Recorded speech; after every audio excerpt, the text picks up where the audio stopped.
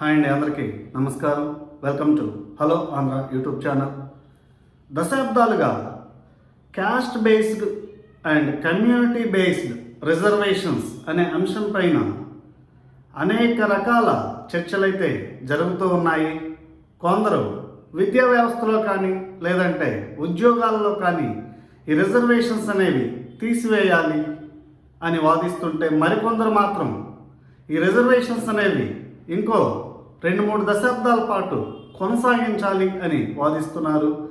అయితే ఈ రిజర్వేషన్లు కొనసాగించే ప్రక్రియలో ఈ రిజర్వేషన్లు ఎవరైతే ఆల్రెడీ పొందుతూ వస్తున్నారో వారి కుటుంబ సభ్యులే తిరిగి రిజర్వేషన్స్ అనేవి అందిపుచ్చుకుంటున్నారు. అట్టడుగున ఉన్న వారికి రిజర్వేషన్స్ అనేవి అందట్లేదు అని చెప్పేసి మరికొంతమంది వాదిస్తున్నారు. అయితే విద్యా వ్యవస్థలో జరుగుతున్నటువంటి ఈ రిజర్వేషన్ల మీద వివాదం అనేది కొన్నిసార్లు గొడవలకు కూడా దారితీస్తుందని చెప్పుకోవాలి. ఇందులో భాగంగానే తమిళనాడులోని తిరునల్వేలికి దగ్గరలో ఉన్నటువంటి నంగునేరి అనే ఒక చిన్న టౌన్లో ఒక 17 ఏళ్ల చిన్నదురై అనే యువకుడిని అగ్రవర్ణాలకు చెందిన 6 వ్యక్తులు దాడి చేసి హింసించారు. తన్నే కాకుండా తన సోదరుని కూడా దాడి చేసి గాయపరచడం జరిగింది అని చెప్పేసి తమిళనాడు వ్యాప్తంగా ఆ విషయం అనేది, ఆ సంఘటన అనేది ఒక పెద్ద దుమారానికి దారితీసింది.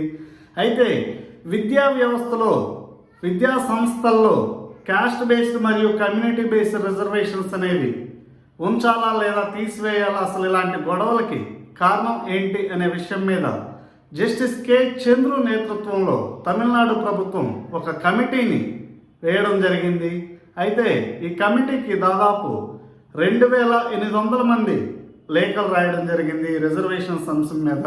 అయితే ఇందులో దాదాపు 1400 లేఖలు అనేవి రిజర్వేషన్కి వ్యతిరేకంగా వచ్చాయని చెప్పుకోవాలి. అయితే ఈ 1400 లేఖలు ఎవరు రాశారు, ఎక్కడి నుంచి వచ్చాయి అనే అంశాన్ని పరిశీలిస్తే తిరునల్వేలి నుంచి ఈ 1400 లేఖలు అనేవి రావడం జరిగింది. ఈ 1400 లేఖలు కూడా ఆర్టిఫిషియల్ ఇంటెలిజెన్స్ చాట్ జీపీటీని ఉపయోగించి రాపించడం జరిగింది. ఇవి ఒరిజినల్ లెటర్స్ కావు. ఇవి రిజర్వేషన్స్కి వ్యతిరేకంగా ఒక వర్గం కావాలని చెప్పేసి ఈ లేఖలు అనేవి రాయించిందని చెప్పేసి చివరికి కంక్లూడ్ చేశారు.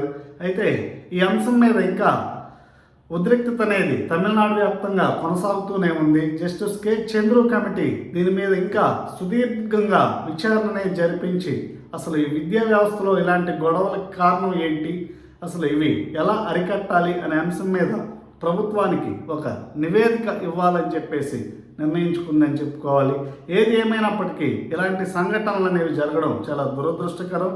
ఈ అంశం మీద మీకున్నటువంటి అభిప్రాయాల్ని కామెంట్స్ రూపంలో తెలియజేయండి. Thank you.